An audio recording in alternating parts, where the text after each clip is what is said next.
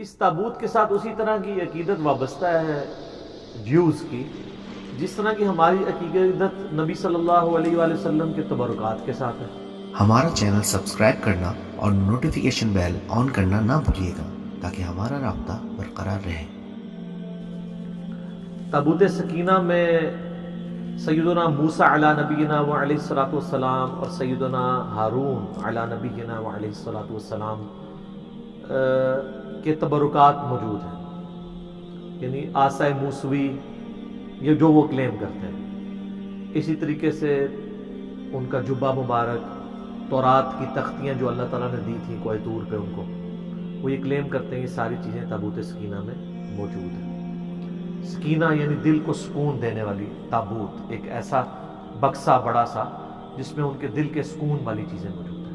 ہمارے لیے یہ امپورٹنٹ اس لیے بھی ہو جاتا ہے کہ قرآن حکیم میں تابوت سکینہ کا ذکر آیا ہے، تو ظاہر ہے کہ اگر بنی اسرائیل کی ہسٹری کی کسی بات کو قرآن بیان کر رہا ہے اور اس کو منوان اسی امپورٹنس کے ساتھ بیان کر رہا ہے تو پھر وہ پھینکنے والی بات تو نہیں ہے۔ تابوت سکینہ کا ڈیٹیل ذکر جو ہے وہ آپ کو سورۃ البقرہ کے اندر پارہ نمبر 2 کے بالکل اینڈ میں ملے گا۔ بنی اسرائیل کی ہسٹری کے پوائنٹ آف ویو سے میں آیات آپ کو بتا دیتا ہوں۔ اصل میں بنی اسرائیل کے بارے میں سورہ بنی اسرائیل کے سٹارٹ میں ہے کہ اللہ تعالیٰ نے ان پر 2 عروج اور 2 زوال بھیجے تھے۔ ان کا جو پہلا عروج ہے نا وہ حضرت طالوت علیہ السلام کے ذریعہ ہے، اور اس کے بعد حضرت داؤد علیہ السلام منظر عام پہ آئے، اور پھر ان کے بیٹے سلیمان علیہ السلام۔ ان کی جو پہلی خلافت راشدہ ہے وہ ان 3 بندوں پر مشتمل ہے، حضرت طالوت کے 16 سال، حضرت داؤد کے 40 سال اور سلیمان علیہ السلام کے بھی 40 سال۔ آلموسٹ آپ سمجھ لیں 100 سال ان کی خلافت راشدہ رہی ہے۔ ان کا وہ پہلا عروج تھا۔ اس میں میرا مسئلہ نمبر 127A ڈیٹیل سے ریکارڈڈ موجود ہے۔ اس کا آغاز کہاں سے ہوا کہ جو وقت کے پیغمبر تھے سموئیل، ان کا نام قرآن میں نہیں ہے لیکن تورات میں ملتا ہے، ان کو بنی اسرائیل نے کہا کہ ہم کافروں کے ہاتھوں پٹ رہے ہیں، آپ ہمارے لیے کوئی ایسا سپہ سالار مقرر کریں کہ اس کے نیچے ہم جہاد کریں اور ہم کافروں سے یروشلم اور شام کی حکومت واپس چھینیں، ہمارے آباء و اجداد کا وہ مسکن ہے۔ یہ پورے کا پورا واقعہ سورۃ البقرہ میں پارہ نمبر 2 کے بالکل آخری 2 صفحے پڑھیں نا، پارہ نمبر 2 کے آخری 2 صفحے جہاں سے تیسرا پارہ شروع ہوتا ہے اس سے پہلے وہ سٹارٹ اس سے ہوتا ہے۔ اب میں وہ ساری آیات پڑھ کے اگر بیان کروں گا تو آدھا پونا گھنٹہ لگ جائے گا۔ اصل میں جو چیز ہے وہ تابوت سکینہ والی ہے، وہ میں آپ کو بتا دوں گا۔ تو پھر حضرت سموئیل علیہ السلام نے ان کے لیے جو ہے وہ طالوت کو مقرر کیا ان کا سپہ سالار۔ حالانکہ انہوں نے پہلے کہا تھا کہ جب میں سپہ سالار مقرر کروں پھر آپ نے اختلاف نہیں کرنا، وہی ہوا۔ انہوں نے کہا کہ یہ ایک عام سا آدمی ہے، غریب آدمی ہے، اس کا اونچا سٹیٹس نہیں ہے، تو انہوں نے کہا کہ اللہ تعالیٰ نے اسے علم اور جسم میں طاقتور بھی تھا اور علم بھی تھا، تم پہ فوقیت دی ہے۔ اللہ تعالیٰ نے یہ تو نہیں دیکھنا بھی کون اونچی نسل کا ہے، اللہ کے لیے تو سارے برابر ہیں۔ تو اس وقت پھر اللہ تعالیٰ نے وحی کے ذریعے حضرت سموئیل علیہ السلام کو ایک چیز بتائی تھی جس کی وجہ سے بنی اسرائیل کو صبر آ سکتا تھا، اور وہ یہ ہے جب انہوں نے اختلاف کیا انہوں نے علمی دلائل تو رکھے لیکن یہ کہاں سے یہ لوگ ماننے والے بنی اسرائیل، تو وہ اللہ تعالیٰ نے سورۃ البقرہ کی آیت نمبر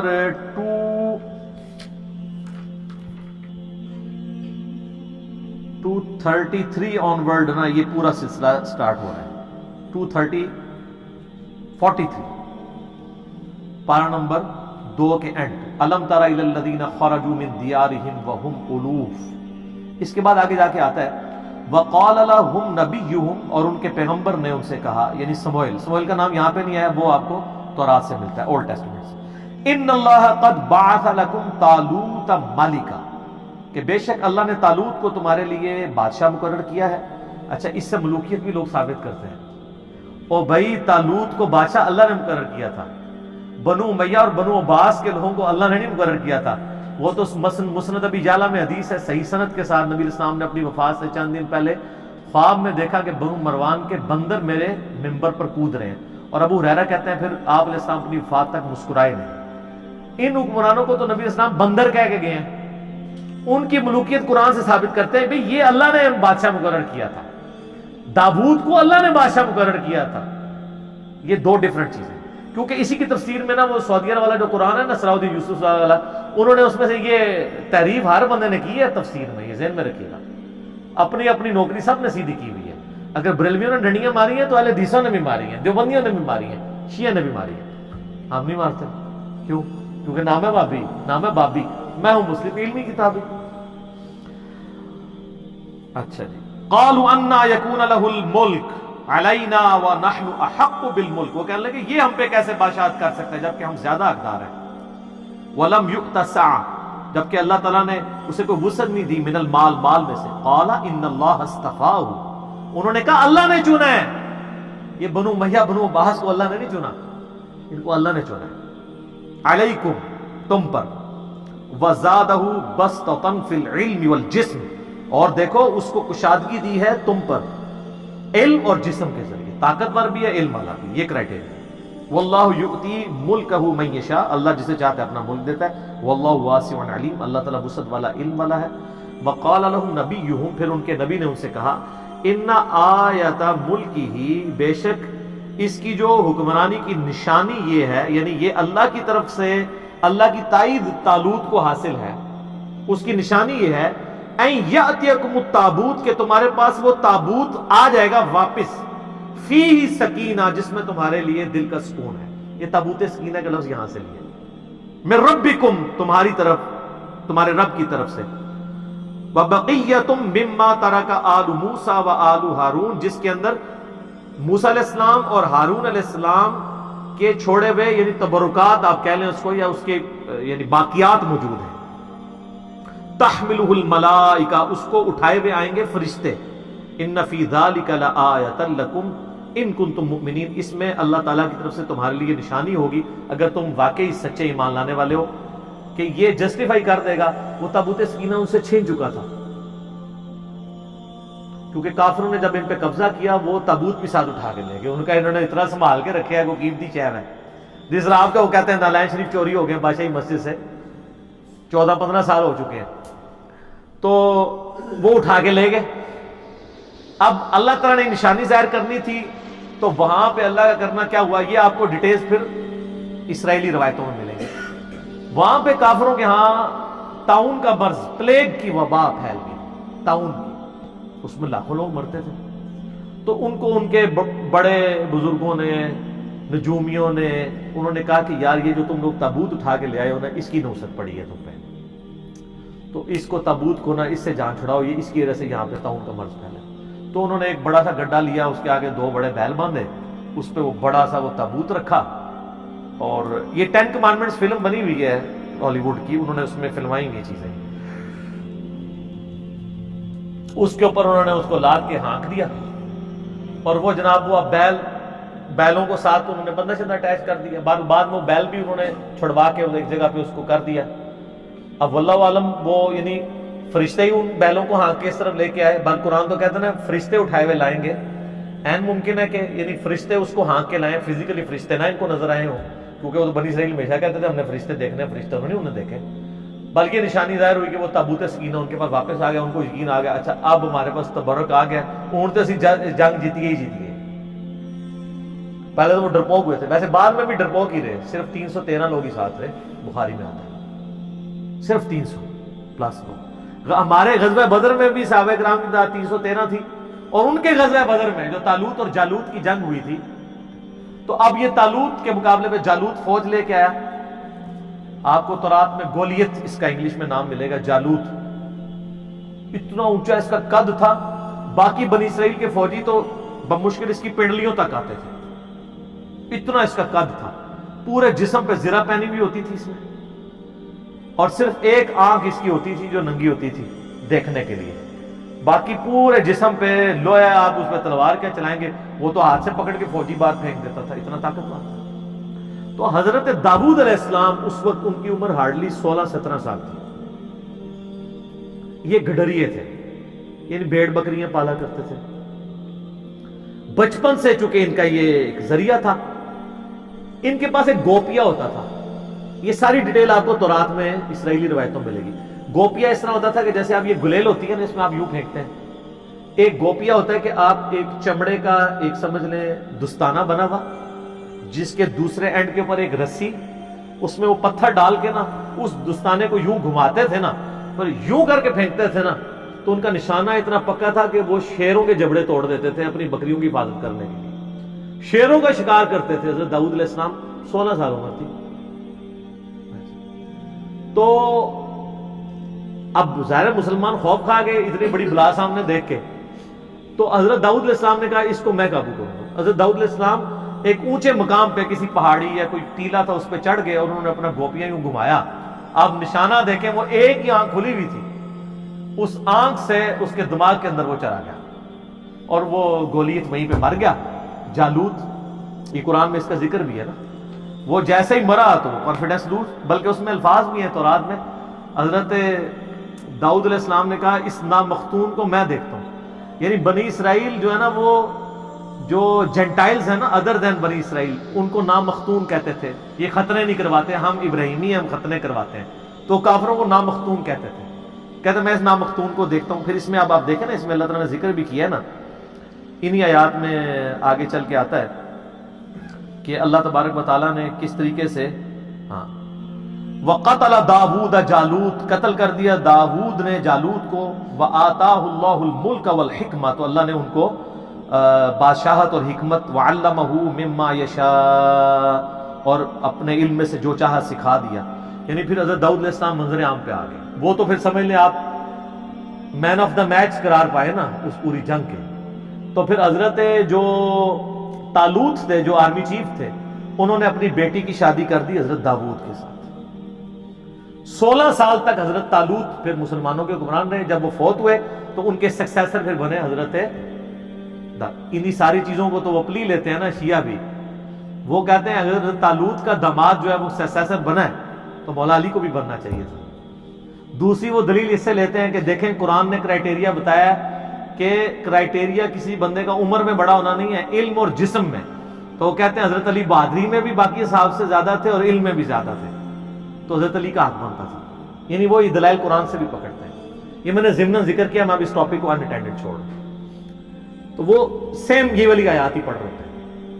تو حضرت طالوت کے داماد حضرت داؤد علیہ السلام، پھر وہ 40 سال مسلمانوں کے حکمران رہے، پھر ان کا بیٹا آگے سے حضرت سلیمان ابن داؤد، وہ 40 سال مسلمانوں کے حکمران رہے اس وقت، یعنی جو مسلمان تھے۔ تو اس میں یہ وہ تابوت سکینہ کا ذکر ہے۔ باقی ظاہر تبرکات سے ہمیشہ سے انسانوں کو عقیدت رہی ہے، اور یہ تبرکات کی عقیدت کو بری چیز نہیں ہے اگر وہ جینون ہو، یہ صحیح وسیلہ شخصی ہے، یہ بات یاد رکھیے، یہ صحیح وسیلہ شخصی ہے۔ صحیح بخاری کے اندر حدیث ہے نا کہ ام سلمہ کے پاس کچھ اصحاب آئے، تو انہوں نے ان کے پاس آبزرو کیا کہ محلے والے ان کے پاس برتن پانی کے بھیجتے ہیں۔ انہوں نے نبی علیہ السلام کا ایک بال مبارک ایک ڈبیا سے نکالا، اور اس ڈبیا کو کہ وہ اس بال مبارک کو اس پانی کے لیے جو برتن تھے اس میں گھول کے تو وہ محلے والوں کو واپس کرتے تھے۔ تو وہ صحابی نے جب پوچھا تو ام سلمہ ہماری ماں نے، ام المومنین نے کہا کہ نبی علیہ السلام کا یہ بال مبارک ہے میرے پاس، اور ہم اس کا دھون مریضوں کو شفا کے لیے پلاتے ہیں، یعنی کوئی مریض ہوتا ہے میں اس کو گھول کے دیتی ہوں، شفا ہو جاتی ہے۔ یہ صحیح بخاری میں سر، یہ وہ کہانی شریف نہیں ہے، بخاری شریف ہے، لیکن واقعی جینون اگر بال مبارک۔ صحیح مسلم میں ہے کہ اسماء بنت ابی بکر نے نبی علیہ السلام کا ایک کالا کسروانی طیالسی جبہ نکالا۔ کسروانی طیالسی کہتے کالے جبے کو تھے، جو پرشین امپائر کا، فارس کا، جس طرح سندھی اجرک کو ریڈ کہنے کی ضرورت نہیں، وہ ریڈ ہی ہوتی ہے، اور کہا کہ یہ نبی علیہ السلام پہنتے تھے اور ہم اس کا دھون مریضوں کو شفا کے لیے پلاتے ہیں۔ یہ مسلم شریف میں حدیث ہے۔ اس میں اسماء بنت ابی بکر کہتی ہیں کہ نبی علیہ السلام پہنتے تھے، پھر حضرت عائشہ کے پاس رہا، اور جب میری بہن عائشہ مرنے لگی تو میں نے وفات کے ان سے یہ لے لیا تھا۔ تو نبی علیہ السلام کے تبرکات سے صحابہ وسیلہ حاصل کرتے تھے۔ تابوت سکینہ کا ذکر بھی قرآن میں موجود ہے۔ بس اب اس کے آگے جو صفرے لوگوں نے لگانے شروع کیے نا کہ کچھ کرنے کی ضرورت نہیں ہے، بس تبرکات پہ ہی چلتے ہیں، نہ نماز پڑھنے کی ضرورت ہے، نہ کوئی اور کام کرنے کی ضرورت ہے، تو سب پھر تبرکات۔ جن کے پاس کعبہ تھا وہاں پہ بھی جب برے کام آئے تو اس تبرک نے کوئی فائدہ تو نہیں دیا۔ جس سرزمین میں خانہ کعبہ اور مدینہ شریف سے بڑے کو تبرکات ہیں، جہاں ہمارے نبی علیہ السلام اور ان کے جانسار صحابہ اور اہل بیت کی قبریں ہیں، ان کی جسم دفن ہے. آپ دیکھ رہے ہیں وہاں پہ، کل میں وہ ٹی وی پہ دیکھ رہا تھا، اور رات فتح علی نے بھی، اور وہ خبروں میں سن رہا تھا، اور پتہ نہیں کون کون سے آپ کے موسیقار وہاں پہ جا کے وہ جو ہے وہ راتیں لوگوں کی برباد کر رہے ہیں ادھر جا کے. وہاں پہ کلب کھل گئے، سب کچھ ہونا شروع ہو گیا. تو وہ برکتوں کا تو کوئی فائدہ نہیں. دنیا بقدر ایفرٹ ہے، برے کام کریں گے نتائج آخرت میں بھگتیں گے، دنیا میں بھگتے نہ بھگتے. دنیا میں اللہ نے آپ کے ذمہ کیا کہ آپ نے دین کو اسٹیبلش کرنا ہے. تو تبرکات کا فائدہ تبھی ہے جب کرتوت بھی ٹھیک ہو، ورنہ تبرکات سے کچھ بھی نہیں ہوگا. ہاں کرتوت ٹھیک ہو تو برکات کا وسیلہ ضرور بھی ہے، پیش کریں آپ، اس کا فائدہ ہوتا ہے. لیکن جو جعلی تبرکات ہے سر، ہم ان کو نہیں مانتے. یہاں تو نبی علیہ السلام کو چھوڑتے ہیں، انہوں نے بزرگوں کے تبرکات بنائے ہیں. آپ کشف المعجوب میں ابو الحسن خرقانی والا چیپٹر کھولے ہیں تذکرۃ الاولیاء میں، وہ کہتے ہیں جی بازید بستامی جو ہے وہ خلیفہ ہیں امام جعفر صادق کے، اور ابو الحسن خرقانی خلیفہ ہیں بازید بستامی کے. اور کہتے ہیں محمود غزنوی نے جب یہاں پہ حملہ کیا تو وہ اس کے حملے ناکام ہوتے تھے، تو ابو الحسن خرقانی کا کرتا اس کے پاس موجود تھا. ایک دن اس نے کرتا پکڑ کے اس کرتے کے وسیلے سے دعا کی تو محمود غزنوی کو فتح ہو گئی. سبحان اللہ. اچھا، وہ کہتے ہیں فتح ہو گئی تو رات کو ابو الحسن خرقانی خواب میں آئے. انہوں نے کہا تو نے میرے کرتے کی اتنی کم قیمت لگائی ہے. ذرا گال سننی کہانی، میں تے کہانی جتھے بھی لبے گی نا میں کٹ کے برے مارا گا. یہ بریلوی دیوبندی دونوں تذکرۃ الاولیاء چھاپ رہے ہیں. نقشبند سلسلے کے بابا جی ہیں ابو الحسن خرقانی، بازید کے خلیفہ. تو ان کا حضرت کیسے، ان کا تو اگر یہ کرتا پکڑ کے یہ کہتا نا کہ قیامت تک اس سرزمین پہ کوئی کافر نہ بچے، سارے مسلمان ہو جائیں، تو اس کرتے کی برکت سے سارے مسلمان ہو جاتے. یار یہ اگر کہانی چلتی تھی تو اسما بنت ابی بکر جو کالا تیالسی جبہ نکال رہی ہیں جو صحیح مسلم میں آتا ہے، تو یہ قادسیہ اور یرموک لڑنے کی صحابہ کو ضرورت کیا تھی؟ قادسیہ میں رسول اللہ کا کرتا لے جاتے اور دعا کرتے، وہ سارے مسلمان ہو جاتے. اگر نبی کے کرتے سے نہیں ہو رہے تو آپ کے بنائے ہوئے جو آپ نے خود نام دے دیے بزرگوں کو، ان کے ناموں کے ساتھ تبدیلیاں آ جائیں. وہ جی وہ بازید بستامی جو ہے نا وہ ہر وقت چہرے پہ نقاب رکھتے تھے، کیونکہ جس گلی سے گزر جائیں لوگ دیکھ کے کلمہ پڑھ لیتے تھے. ہاں اور سارے یہ کہانیاں خود سناندے رہے. ہاں اچھا، اس کا مطلب وہ لوگوں کو مسلمان مرنا نہیں دیکھنا چاہتے تھے. اچھا میں پوچھتا ہوں، اللہ کے نبی کو بچپن سے لے کے جوانی کی عمر تک ابو لہب نے، ابو جہل نے دیکھا ہے، انہوں نے تو کلمہ کو نہیں پڑھا. جس بندے کی پرائمری رسپانسبلٹی تھی کلمہ پڑھانے کی، اس کو دیکھ کے تو کلمہ نہیں کسی نے پڑھا. دعوت کا کام ہے، دنیا بقدر ایفرٹ. وہ جی وہ ایک فلاں بزرگ، یہ تو کئی بزرگوں کے بارے میں، ایک انبڑ بندہ چلا گیا، انہوں نے کہا جی میرے پیچھے نماز پڑھنا، دائیں طرف سلام پھیرا، سارے حافظ ہو گئے، بائیں والے سارے ناظرہ ہو گئے. نبی علیہ السلام نے تو اصحاب صفہ 155 ان کی تیاری کرواتے تھے، آپ بھی کہتے میرے پیچھے نیت کرو، سجے پاسے سارے حافظ، کھبے پاسے سارے ناظرہ. مسند احمد میں آتے ہیں غزوہ بدر کے قیدی چھوڑنے کا جو معاوضہ تھا وہ 10 مسلمانوں کو لکھنا پڑھنا سکھانا تھا. تو سجے پاسے سلام، کھبے پاسے سلام کیوں نہیں پھیرے؟ سب کہانی ہے. اور میں دعوے سے کہتا ہوں جن بزرگوں کے بارے میں دعویٰ کر رہے ہیں ان کو خود بھی نماز نہیں صحیح آتی. میں نے کئی لوگوں کی نماز سنی ہے، نماز تجوید کے ساتھ یہ لوگ نہیں جانتے ہیں. میں نے ایک پیر کی نماز سنی، 60 سال عمر، اس کے کئی مرید السلام علیکہ ایھا النبی وہ پڑھ رہا تھا، بچپن میں یاد کی ہوئی چل رہا ہے. ابھی تو میں وہ عین، ذال، ضاد، حا، خا، وہ اس کے فرق کی تو بات ہی نہیں کر رہا. وہ تو کسی پیر نو آندہ ہی نہیں، نہ وہ کسی مرید نو آندہ ہے. میرے پاس کئی لوگ ہیں ہمارے حضرت صاحب کے بیعت میں نے کہا آپ کے حضرت صاحب مجھے نماز تجوید سے سکھا دینا، نماز تجوید سے سنا دیں جو خود پڑھتے ہیں، اور صبح شام کے نبی علیہ السلام کے اذکار اور فرض نماز کے بعد کے اذکار زبانی نہیں، دیکھ کے پڑھ کے بتا دیں. اٹکنا نہیں ہے. ترجمہ تو میں نے نہیں سننا، ترجمہ تو بالکل ہی نہیں آتا ہوگا. ویسے تو ترجمہ بھی سننا چاہیے کیونکہ ان کا تو دعویٰ ہے کہ ہم رسول اللہ تک پہنچے ہوئے، تو ان کو پتا ہوگا یہ کیا دعائیں مانگ رہے ہیں. یہ عربی نہیں صحیح پڑھ سکتے، پرونونس نہیں کر سکتے. میں ترجمے والی بات ہی نہیں کرتا. ترجمے والا مسئلہ کوئی اتنا بڑا نہیں ہے. اتنی عربی ایک مسلمان کو سیکھنی چاہیے پرونونس صحیح کر سکے. مطلب تو ظاہر علماء نے اتنی محنت کی ہے، آپ جتنی مرضی کر لیں، ایک بریلوی جتنا بڑا مرضی عالم ہو وہ یہ دعویٰ کر سکتا ہے کہ میں قرآن کا ترجمہ احمد صاحب بریلوی سے بہتر کر سکتا ہوں؟ بتائیں۔ تو پھر ٹھیک ہے، احمد صاحب بریلوی نے ترجمہ کیا، آپ پڑھیں۔ بوڑھے کہتے ہیں لوگوں کو جو عربی سیکھنے سے روکتا ہے، میں کب روکتا ہوں؟ میں کہتا ہوں عربی ضرور سیکھیں، لیکن الٹیمیٹلی جب آپ عربی سیکھ کے ترجمہ کریں گے بھی نا، آپ کے ترجمے کو کسی نے نہیں ماننا، تو آپ دوبارہ سے ویل انوینٹ نہ کریں، پہیہ ایجاد نہ کریں، پہیے بک رہے ہیں آپ لیں۔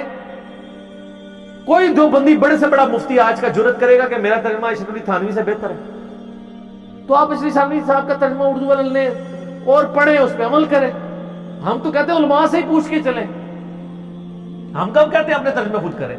یہی پلیٹ فارم ہے جو واحد پلیٹ فارم ہے جو کہتا ہے بریلوی ہو تو حمزہ بریلوی کا ترجمہ پڑھ لو، جو بندی ہو تو چلو اپنے اشرف تھانوی کا پڑھ لو، اہل حدیث ہو تو جناح گڑھی کا پڑھ لو، شیعہ ہو تو سید فرمان علی شاہ صاحب کا پڑھ لو، اور اگر سادہ سے مسلمان ہو مودودی صاحب کا پڑھ لو، فتح محمد جنیدری کا پڑھ لو، اور پڑھو صحیح، ٹھیک ہے۔